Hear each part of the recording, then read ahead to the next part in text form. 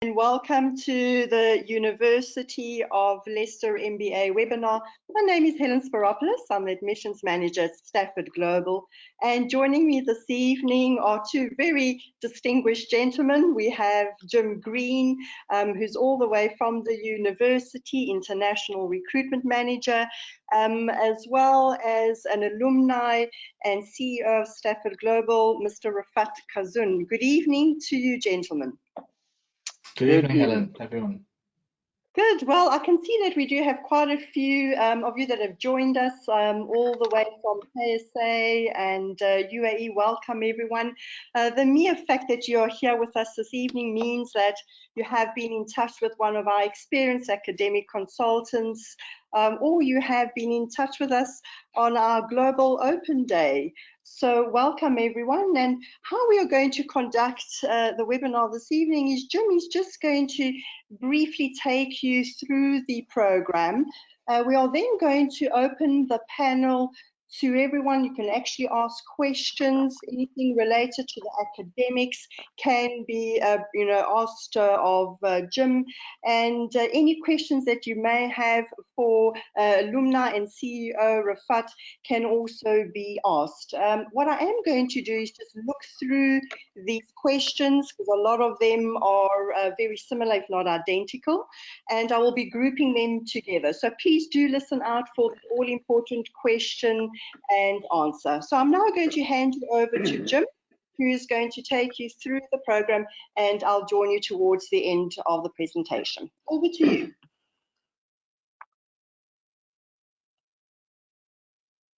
Thank you, Helen. Thank you for that wonderful introduction. It's really good to be here with you all today. As Helen said, I've got a few just kind of broad strokes, I guess, from the program, and then a bit of insight into it, because as well as working for the university, I'm also a student currently on this course. So hopefully I can give you a few kind of insider tips and elements about that. And then moving on to speaking with Refaat. So we'll just find the presentation being shared.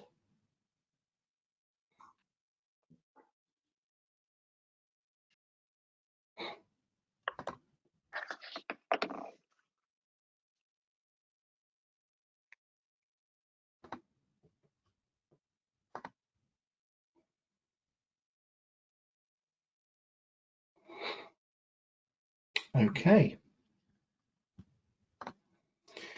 Brilliant. So a little bit about me. As I said, I'm Jim Green. I went to university and I graduated back in 2010.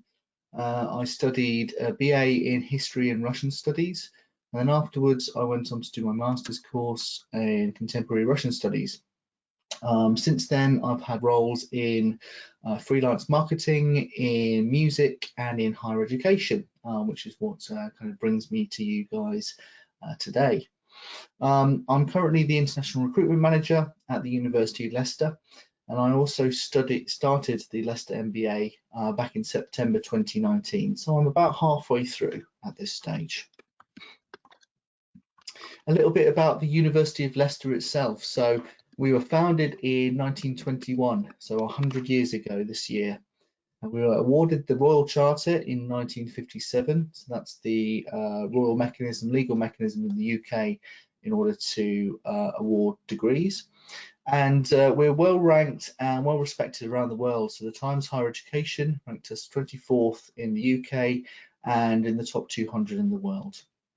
The university is also in the Reuters top 100 most innovative universities in Europe. And this is kind of reflected in the nature of our courses. Very degree focused, very career focused, very connected to the modern world and the future workspace. The Leicester MBA itself, we'll go into a bit more detail about the structure of it, but similarly well regarded around the world. So it is an AMBA accredited program. AMBA is the gold standard for all MBA programs around the world. They are the only professional membership association concerning MBA students and graduates, and they accredit business schools and MBA employers in more than 110 countries around the world. When we launched the Leicester MBA back in 1989, it was one of the first AMBA accredited distance learning MBA programs in the world. And today there's over 12,000 Leicester Global MBA alumni worldwide.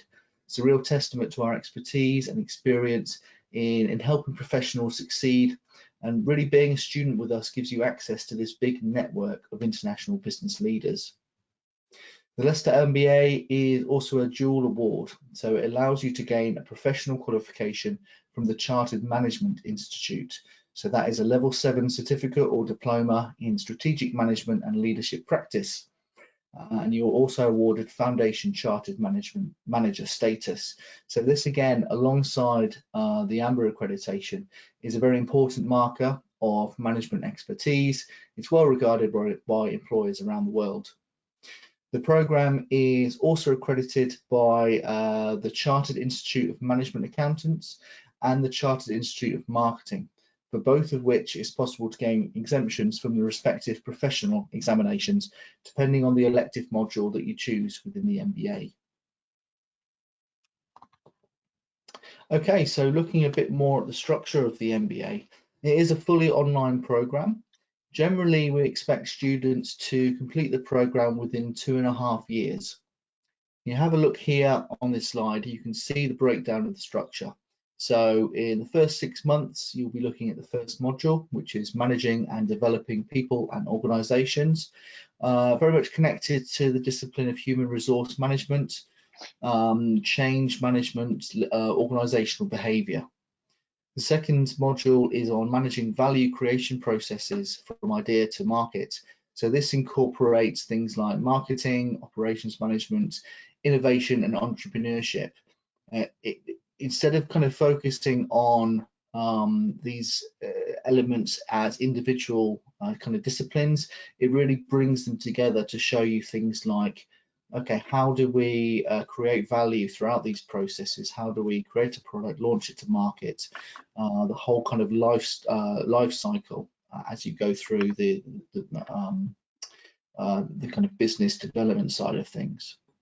The third module is managing finances and strategic decision making. And this is the module that I'm currently on. I've just finished the final assignment for this module, so I'm waiting with bated breath to find out how well I did.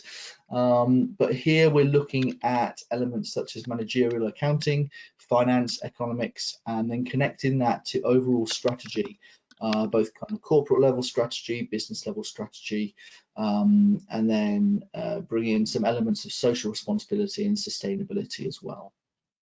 After these 3 fully taught modules, you then have a choice to specialise in one of 3 different areas.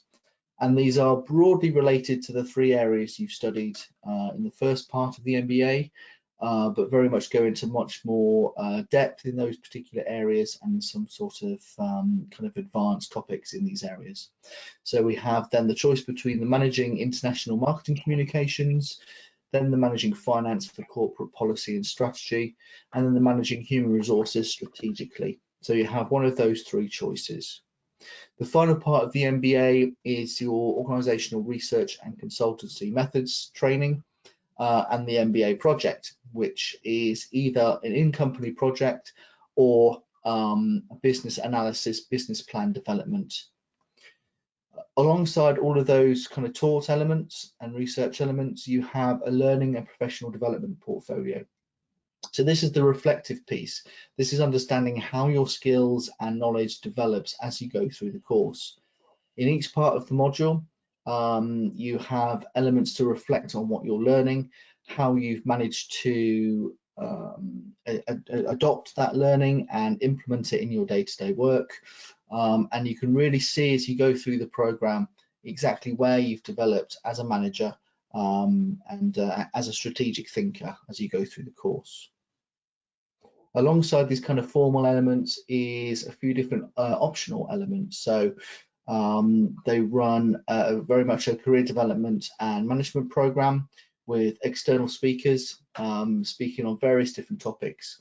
So I think in my experience, we've had people talking about what happens when strategy goes wrong, for example, looking at how to develop very much an adaptive management style when you have these worldwide global crises like the coronavirus pandemic, and also elements that come in there. Okay, so there are 2 intakes in the Leicester MBA, intakes in April and September. For the April 2020 start, you really need to apply by the 1st of March. And similarly for the September 2022 start, it will be around a month before there. Okay, I'm going to take you through a bit more of a deep dive into some of these modules, just benefiting from the fact that I'm a current student. I've kind of gone through this recently, so I want to show you a bit more about what you might actually cover in here. Within each of these modules, you have a mix of online materials to work through. You have readings, you have pre-recorded lectures, and a live seminar every 2 weeks. And the live seminar is at a set time each week, but there are 2 different options depending on your time zone. So it generally, you can schedule that every 2 weeks, and it generally fits in well around your other commitments in life. Apart from that, you kind of operate almost on a 2-week cycle. So you can see here my kind of notes and how I've organised the different weeks. This is the first module, managing, developing people and organisations. Looking at week 4, organisational behaviour, week 5, evidence-based management.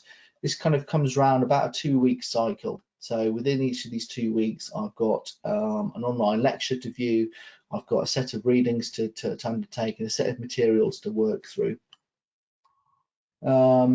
You can see the kind of broad range of topics within each module. So within this one, we've got everything from kind of performance management, decision making, and then a little bit later in the course, looking at things like structure and culture, problem solving, and the impact of those external forces like globalization, international people management on the way you might do things. I must admit, this particular module has been most relevant to my own work at this stage. So I've been able to really immediately kind of incorporate a lot of what I've learned in here into my management style with my team that I manage at the university.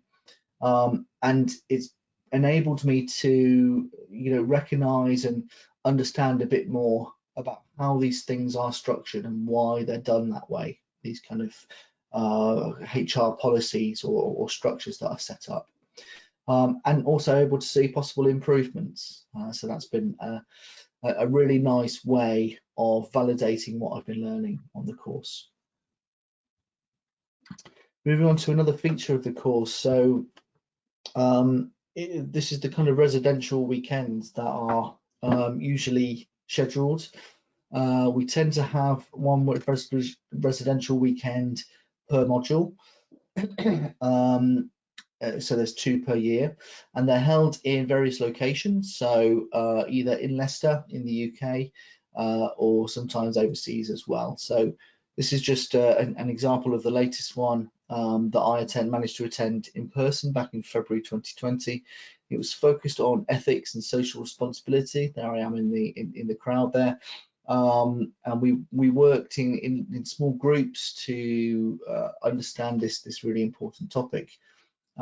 We had a few interactive lectures, some guest expert speakers, which was a panel event that you can see in the top right corner there, as well as a kind of social event and networking. So it's nice to meet all those people you've been working with for the past 6 months in person. Obviously, as we've progressed through the year, it's been very hard to schedule these residential weekends with the pandemic going on. So a lot of things have moved online, but I'll show you how that works a bit later. Moving on to Unit 2, so this is the value creation processes from idea and market. I wanted to show you a bit more about how you actually access your materials. So we can see here the university online virtual learning environment. This is called Blackboard. Within here, it's organized into different units. You have your materials directly here, and you access all your materials and reading through the same portal online. Top right corner, this is an example of some of the materials that we went through a few months ago. And then in the bottom hand corner, there's one of the live lectures, just a still. That person there is actually Mr. Jem Devlin.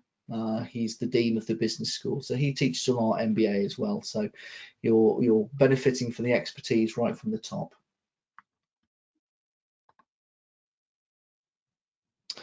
Okay, so I mentioned the residential, and alongside the residential, we also have once per year a residential masterclass. Now, this is more than just a weekend. It's usually held over a week, and there's lots more interaction with one of those big kind of business topics.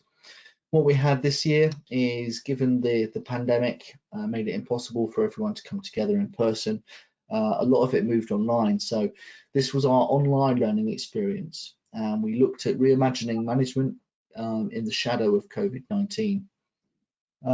It was a bit different, but this was very much an innovative development. So we're looking at a part-time access over 3 weeks, and this was a curated collection of materials, articles, a series of external and internal speakers, also some group work that we conducted together over the course of those 3 weeks.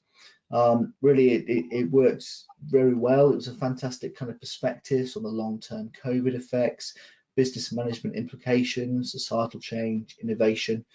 And with it, it was kind of split by different areas. So economies, institutions and governance, markets, marketing, consumption, resources and resourcing, and then work, leadership and organizing.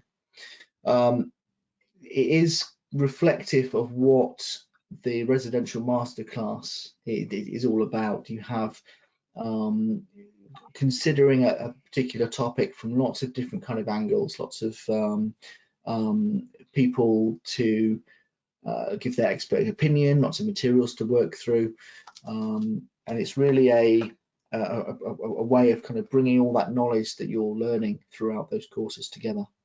What I didn't mention is these residential courses are open to anyone across the master's courses, so across the MBA. So you might be encountering someone on the 3rd module, for example, or just about to hand in their final dissertation, which is nice to benefit from understanding those people who are kind of going through that journey. Finally, this is the final module that I've just completed. This is the managing financials and strategic decision making. If I can give you any kind of tips about the MBA before you start, really it's about that time management is key on this course. So yes, it is a part-time course, but it is then important to juggle all your other commitments, so work, family as well. Really, you want to be spending about 12 to 15 hours per week on average on the course material, so there's quite a lot to do. I've been able to kind of carve out a bit of time in my family life, so generally I have one day at the weekend and then a set kind of 4-hour session a couple of evenings a week. I must say my wife is an absolute angel for putting up with me, taking time away from our daughter, but you know, if you have got that kind of support and you think about how you're going to manage your time and cover the material in the time you've got, that would be good preparation at this stage. Just a kind of final few thoughts from me really before we kind of move on to Refaat. In terms of the exams and assignments, for each of those modules you'll have one exam and one assignment. They're all delivered online. With the exam, it's what's known as an open book exam. So you get the questions at 9 o'clock on a Friday morning, and then you have 9 o'clock on the Monday morning in order to submit them. So you can access all the readings, all the materials, anything you kind of want to in constructing your answer. You know, it's not as easy as just copying and pasting. The questions are challenging. It does ask you to think about what you're answering, but it's quite a nice way of bringing all that learning together. The assignments, similarly, you have the assignment question at the start of the course, so you can be starting to think about how you want to answer that as you go through the course and as you learn. The one that I've just completed was on taking the business strategy of an organisation that I know well. So I chose the university, kind of presenting it, critiquing it, and suggesting improvements, for example. So I was able to apply a lot of the theory that I learned in the module to a good piece of work that's actually both gone off to be marking, has also gone to my boss as well, because she was very interested in having a look. So I may not have this job in a week, but we'll see. I've already spoken about kind of planning and finding time and using what you learn. When you come to your module choice, you have a choice of rather to do a very specialist MBA, so you can focus in on one of those particular areas. So looking at the managing human resources strategically gives you an MBA more focused on human resource management, or you can pick a few different kind of areas and cover a bit more of a wide area. So it depends where your interests lie. I've also mentioned the CMI, Chartered Management Institute.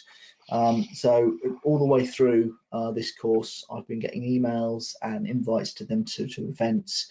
So you have this membership of this big worldwide management organisation, which is very valuable in its own right. But certainly when we come out the end of the MBA, having that dual award will be a really good thing to set you up for the future. Okay, and that's everything from me at this stage.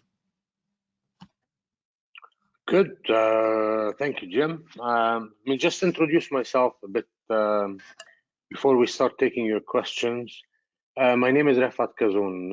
I am, as Helen introduced me, an alumni of the University of Leicester MBA.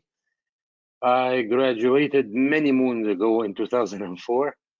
When the MBA looked a little bit different than what Jim described, but the essence of the MBA is still exactly the same.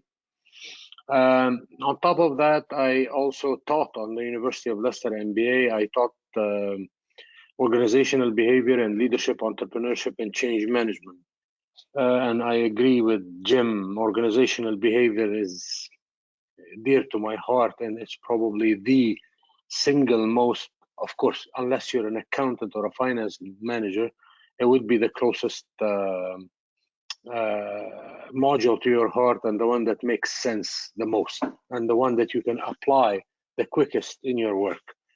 I'm also the CEO of Stafford Global. So the question is, in 16, 17 years of being a graduate of the University of Leicester, what has it done to me? Without exaggerating one bit, I can honestly tell you that I don't think I will be anywhere near where I am right now if it wasn't of the Leicester MBA. From two different places. The first is obviously knowledge, and the second one is discipline. Ever since I graduated, I bought one company and I started two others. Currently the CEO of all three companies. One of the companies is a global organization that is expanding every year. So I come from an engineering background, just like Jim. Jim studied Russian literature, and I came from a mechanical engineering background. So there is no way on earth that I would have been able to do what I'm doing right now with my previous education. And this is where a lot of the questions come in. If I did not do a business administration bachelor, can I do an MBA? Obviously, yes. The answer is yes. You have two examples right in front of you. And the MBA is designed to put non-business or students who have not graduated necessarily from a business from a business management bachelor, and put them on a path at a senior at a master's level, where the modules you're studying are at a master's level, hence the master's in business administration. Yes, if you had graduated with a bachelor in business or finance or accounting, you're going to find few of the modules easier than a non-business graduate. But the MBA is not designed to take a bachelor degree and expand you in it. No, it is completely different degree. It is assuming that you are or you will be at a senior level in your position, making difficult, a very important business-related decision. I think I'm going to end at this and hand the floor to Helen with your questions. Okay, fantastic. Thank you very much, gentlemen. Very, very informative. And I do have a question that has come up for Jim. Jim, the question is from Ahmed. I'm in project management at the moment. So for my dissertation, can I do it in project management, or would it be in a subject that is given to me by the university? Yes, very, very much so. So when you get to that final piece, we're talking about a master's level course here. So one of the distinguishing things about master's courses in the UK is you always have that original piece of research. When you reach that final part, you've got a choice. You might be doing an in-company project, which might be something that you work out with your boss or with your directors at work, and you might be able to do this dissertations, which is a bit more of a theoretical research piece. But either way, the choice is up to you.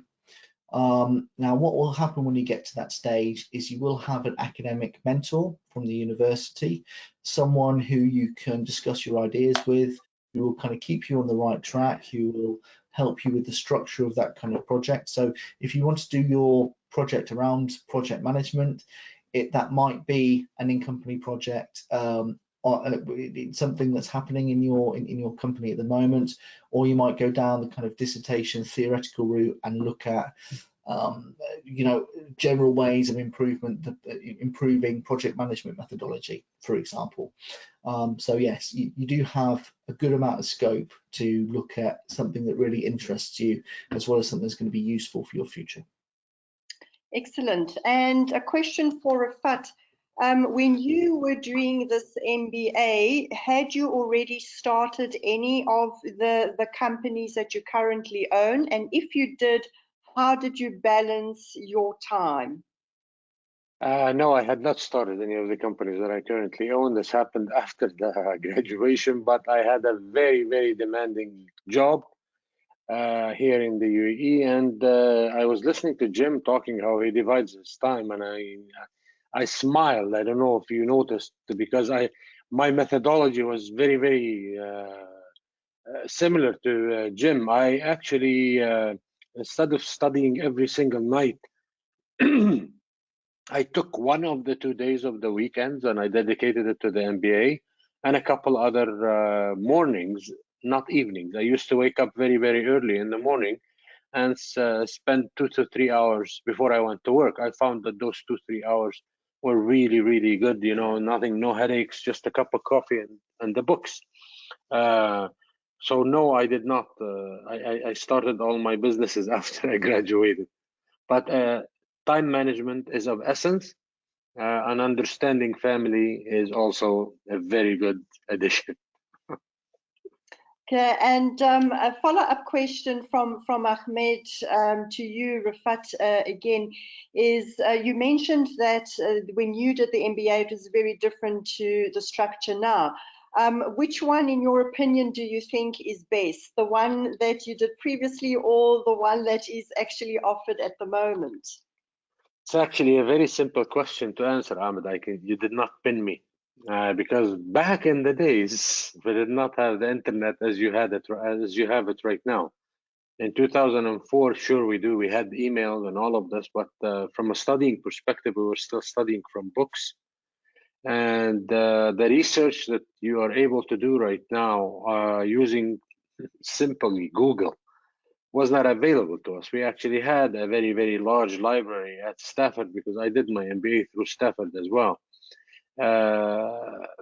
We had a very large library where we had to go and sit and, we had 7, 8, 10 books in front of us on the table while we were researching. So it's not the same. The essence, as I said, is still the same, and it's just it's a different methodology. I think it is a lot more flexible for you guys right now than it is. You could grab your mobile while you are in a taxi cab and study for 20 minutes. I did not have that luxury. Absolutely. Okay. And a question for you, Jim. You talk about the workshops being virtual, and I am based in the UAE, so I would like to attend these virtual workshops. However, if I cannot, are there any other virtual workshops around the world that could possibly be joined? In terms of the virtual workshops, so they were very much a response to the pandemic. I know that the masterclass that's being held this year, so students who will be starting in April and current students on the course, that's going to continue to be held virtually, and that is going to be accessible wherever you are in the world. It's going to have again a mixture of curated materials, of external speakers, of group work, and of live kind of interactions. But again, those live interactions will be scheduled at different times. So no matter about what kind of time zone you find yourself in, you'll be able to access those. Now, I know just like every other kind of master's and bachelor's course that the university offer, we are very hopeful of returning to in-person teaching from next kind of September. And that will be the same case with the residentials. So those residential weekends and the masterclasses in future years, we're fully intending to return to a face-to-face kind of format. What's happened in the past is we hold those weekends in a few different areas around the world, depending on demand and depending where the individual cohort is. So we usually have quite a few people based from the Middle East. So we usually hold one out in that area. We usually have one in Leicester. Now, if you're living in the UAE and you want to travel to Leicester for that masterclass, come and visit the university, come and meet us all, you're more than welcome. You're not kind of held to where those courses are nearest to you. But again, as and when those are kind of organised, the team are very good at being in touch with you, understanding your preferences and helping you out depending on what you want to do. Good, and we have a question from David. Is there an entry for mature students who do not have a formal degree? I'm a project manager specializing in fire and have attended many CPD courses, and I do run a small team of engineers. So yes, the answer is yes. So whereas the kind of classic route is you might have a bachelor's degree, the course is very much designed for people in work at the managerial level who are looking to kind of develop their skills as well. What we do, it's known as a slightly non-standard application. But you just go to Helen and the team at Stafford, and they'll be able to talk you through exactly what kind of evidence you need to provide. That is things like your work history, your English language proficiency, and if you kind of work in English, some evidence around that. Any kind of information about the projects you've been involved in, your managerial experience. And we may look to arrange an interview with the admissions tutor on the course. It's a route that very many people have gone through in the past. It's not a barrier at all if you don't have that formal educational background. Best thing to do is speak to Helen and the team on kind of an individual basis. They can understand your circumstance, and I'm sure we can find a way. Absolutely. Thank you very much, Jim. And I'd just like to add there, David, when you do send us your CV, please ensure that it is actually quite detailed, because we do like to see all your roles and responsibilities. And our admissions team will be able to assist you throughout the application process. Okay. So is this master's program similar to the one that perhaps you are looking at doing on campus? Do you do a full-time program? So that's a dual question there for you, Tim. We don't, no. I get called all things. It's okay. And I'm wearing glasses as well. So we don't actually offer an on-campus MBA at all. We just offer the part-time online MBA. The reason for that is very simple, and that's because actually a lot of our effort goes into developing that course and keeping it up to date and progressing. We offer more specialized modules and more specialized masters full-time on campus in all of those particular areas. So masters in human resource management, international finance, in strategy and business development. So in those kind of areas, 1 year full-time masters. With a course like the MBA, obviously you're looking at that broad range of business education. So you're looking at all of those kind of areas. We find very much that the part-time nature of the course, the online nature of the course, allows you to take that knowledge and those kind of skills that you develop to reflect on it the right way and to start using it in your day-to-day life, your day-to-day work at the same time as you're learning it. You can kind of see and put it into practice straight away, and we very much like that pattern. So hence why this is what we offer as a university. We've been offering this course for over 25 years. As we said earlier, over 10,000 graduates around the world about this course. It's a tried and tested method.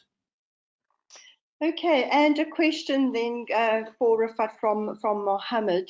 Obviously, times have changed since you have done your MBA, so there's a lot more new modules that have come onto the market.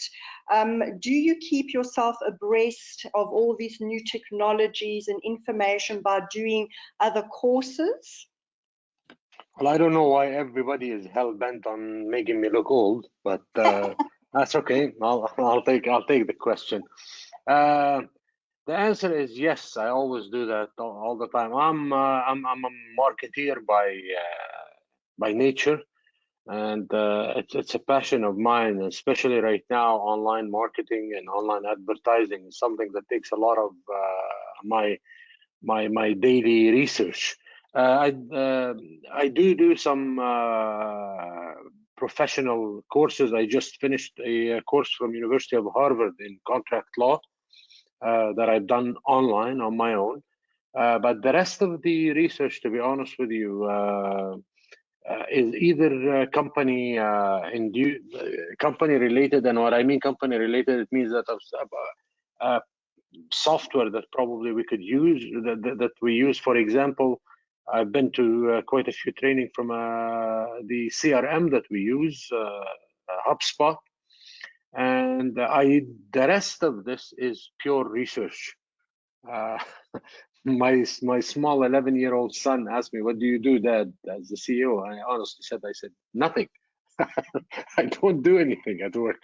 I simply research, and this is the truth, except for the management meetings and the meetings that we have during the week. The rest of my time is done in research and in finding out what is happening in our businesses and then marketing and so on and so on. So I hope I answered your question. Okay, and there's a follow-up question similar to it from Farah, and her question is, you've done your MBA again quite a while ago. Are you in the position to be able to do a PhD or doctorate at this stage? Do you think that you were in the right mind frame to actually do this? It's the biggest regret of my life, to be honest with you, that I did not, 2-3 years after the MBA, I did not do my PhD or my DBA.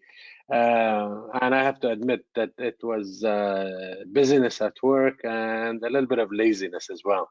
But from an education perspective, the University of Leicester MBA is more than qualifies you and more to do a PhD and or DBA. And from my perspective, if you have the time, if you're able to do it after you finish your MBA, don't stop. Don't make a mistake. Okay, and Jim, to you, a question from Fatima. Will my degree certificate state online distance learning? This is very important for me in this region, that it does not state this.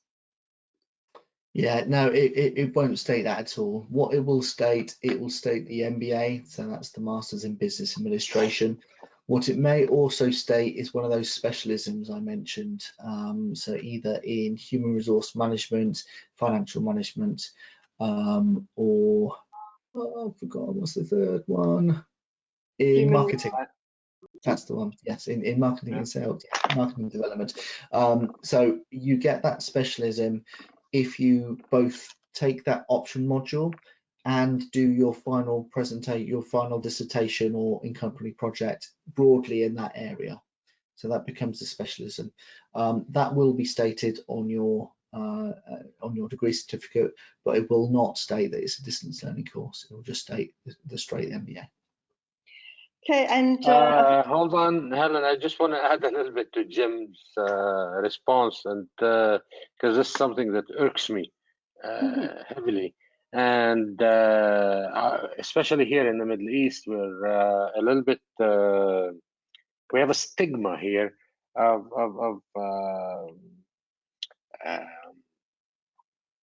online learning and distance learning not being equal to anything else in the world. Okay, and that is something that has disappeared with COVID. Thank God. Okay, COVID has destroyed the stigma that online learning is not as good as normal learning, and nobody will ever dare to ask this, because we will have millions of students. I'm not exaggerating here.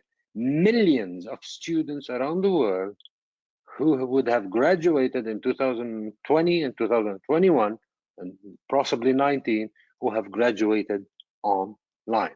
So that is done. Yeah. Okay. Good point. And a question now for Jim from Ahmed again. I do notice that there are 3 specializations, but are you looking at getting any further specializations? I'm really interested in AI. Would that be something that the university will launch in the future? Quite possibly. I think what the structure of the MBA does is it focuses on these main 3 areas, because these are the main kind of areas of business. Essentially, if you're running a business, you need to know about these areas. This is the kind of core knowledge that you're going down to do.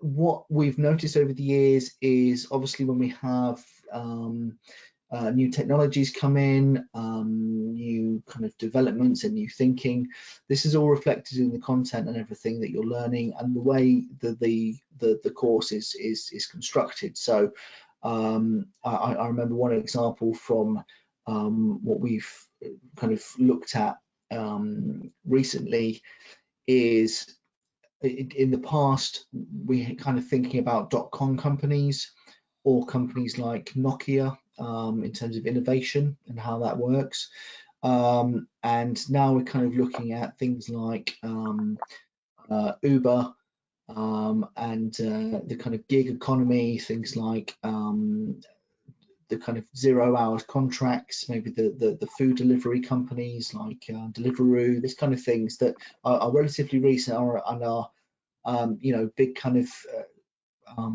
contemporary issues. In terms of looking at something like AI directly, we'll be looking at it, kind of the implications of it for business, how it works. You're more than welcome to look at that for your research project for example. You know, this idea that robots are going to take over all of our jobs before long, that is starting to see it, but maybe a lot slower than perhaps some of the doom sayers might have thought might happen. But yeah, certainly in terms of the responsiveness of the course to what's happening out in the world, I wouldn't be surprised if by the time you start to take your course, there'll be some kind of element of that within that. Good, good. And Refaat, a question for you. I'm currently working in Saudi Arabia. In your opinion, is this a good MBA to study for the local market and also to possibly look at immigration to Singapore or Australia in the future? Well, yeah, I've taught in Saudi Arabia. Many students and many of the graduates are from Saudi Arabia, both Saudi nationals and expats. And I can tell you the first part of your question, the University of Leicester is very well regarded in Saudi. It's well known by the top companies in there, whether it is Etisalat or Aramco.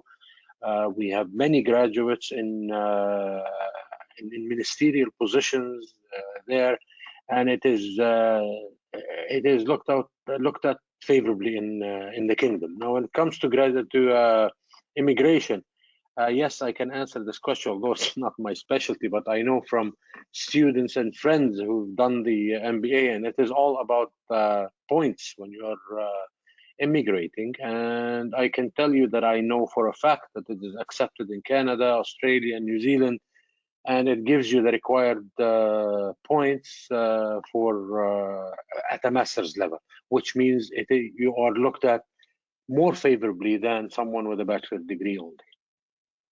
Good, correct. And Jim, a question from Brent. Can I actually do this MBA in a shorter time period, i.e. can I pick up 2 modules as opposed to the structured one?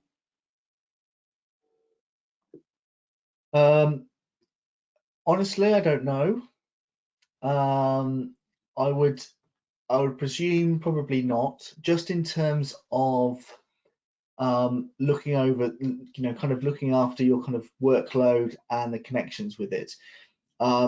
It is also iterative because of the first, the first module looks at human resource management, and then the second one looks more about that creating value. But the second module will also build on what you learn in the first module as well. So there is a reason for that order. It is very much designed as well for you to be kind of reflecting on your own kind of practice. All of the assignments that you'll do for each module, requires you to be reflecting on what you're doing in your own practice. So the first module, for example, was the assignment I did was around a particular problem I had with a member of my team who was, failing to kind of integrate after coming from a higher level position outside of the universe, outside of the organization. So a particular problem that I worked on as part of that. And if you were to do this kind of thing simultaneously, I don't feel that you necessarily have the scope to be able to perform as best you can on the MBA, which is why we do it that way. Okay, good. I'll add a little bit to what Jim has said. I know right now when you're thinking of doing an MBA, one of the things that you're thinking is, okay, if I start, when can I finish? What I want to add is not from an academic perspective. I want to add it from a personal perspective. My strong advice to you is to enjoy the MBA and give it the time that it requires. The one thing that I constantly tell my students is the MBA is not what you put in it. It's not what it gives you. It's what you put in it. The more time that you put in the MBA, the more time you spend on researching and really going deep into the material and in what's surrounding the material and taking your time writing your assignment, the more beneficial it is for you. And to be honest with you, 6-month difference here and there are absolutely nothing in your career. Yeah, absolutely. And a question again from Jim from Farah. If there are any exams in this MBA, how are they going to be tested, especially now during the COVID situation? Okay, so well, exam-wise, absolutely nothing has changed with COVID because they're all delivered online anyway. With the exam, you have generally kind of 6 to 8 different questions on the different topics that you learn within each module. Slight variation depending on the module, and then you get all of those questions delivered to you at 9 o'clock on Friday morning, and then you have until 9 o'clock on Monday morning in order to submit your final paper. So it's known as an open book exam. You have that time, so a few days, to reflect on those questions, to construct your answers, to you know, do some more research, to bring in elements and points that you've learnt from the course or independent research around it, and to construct those kind of answers. You're more than welcome to use any of the materials that you've been learned. In fact, you're encouraged to. The online reading that we give you within the kind of course materials, and reflections on anything else you've done, so your own practice and elements like that. It's a system that works very well. It gives you the space to think about your answer. You're not just kind of pressured within 3 hours to, you know, desperately trying to recollect that fact that you saw, you know, 3 months ago. It enables you to put your best kind of presentation forward to really show that you've understood that module. I guess relating that also to the previous question about, you know, time and having the space to really reflect on and internalize what you're learning, that kind of backs up what we try and do with that exam structure. So yeah, don't worry too much about it. It's a well-worn kind of practice, and it works very well. Okay, we have 2 final questions. One is for Jim again. What happens if I do fail an assignment? Do I get a very critical report from the tutor so I know where I've gone wrong? Yeah, so you certainly get feedback on your exam and assignment, and they will go into detail about what's gone wrong, but also what's gone right if you've done, you know, particularly well on an assignment. If you happen to fail an assignment, you will have an opportunity to resubmit it, so it's not entirely the end of the world. What I didn't mention in the presentation is you also have a personal tutor who will be with you throughout your course. So mine's a guy called Dr. Warren Smith. He's an expert on organizational behavior, and he's been with me since the kind of start of the course. You have the opportunity to have you know, scheduled meetings with them as you go through, and they're there to, you know, check on your progress, make sure you're accessing everything okay, make sure you're keeping up with the time kind of requirement. If you are having any struggles, let them know, and they might be able to help you or work out some kind of mitigating circumstances, whatever it might be. But the support is there from the university. You know, we don't want to see you struggle on the course. We want you to, you know, get the most out of it, to learn what you need to learn, and to take on and use that as a springboard for your success in the future. So very much the support is there, both formally after you submit, but also beforehand and throughout. Excellent. And our final question for the evening goes to Refaat. This is a question from Farah. Do you still lecture on this MBA program? Because I would love to get your knowledge, you know, obviously being a CEO of so many companies. Unfortunately, I don't.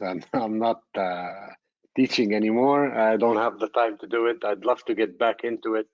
You never know. You never know what the future will hold. But no, right now I'm not teaching on the program anymore. There are better, much more qualified instructors on it with a lot more experience than me. Trust me. When Jim mentioned that Professor Jim Devlin who is the head of the program, is still teaching on the University of Leicester MBA. I'm nobody compared to him from an academic experience. So no, I'm not, but there are better people than me. Thank you very much, everyone. And well, we are currently accepting applications for the next intake, which comes up around about October of this year. So please do get in contact with your academic consultant, and we'll be able to assist you with your application process and get that application into the university and get that very important unconditional offer for you. Okay, thank you very much, Jim and Refaat, for joining us this evening. It was wonderful having you with us. And again, everyone, for joining us and lovely questions this evening. Thank you, everyone, and a good evening. Thank you, Helen. Thank you all. Thank you all. Good evening and good luck. Bye-bye. Bye-bye.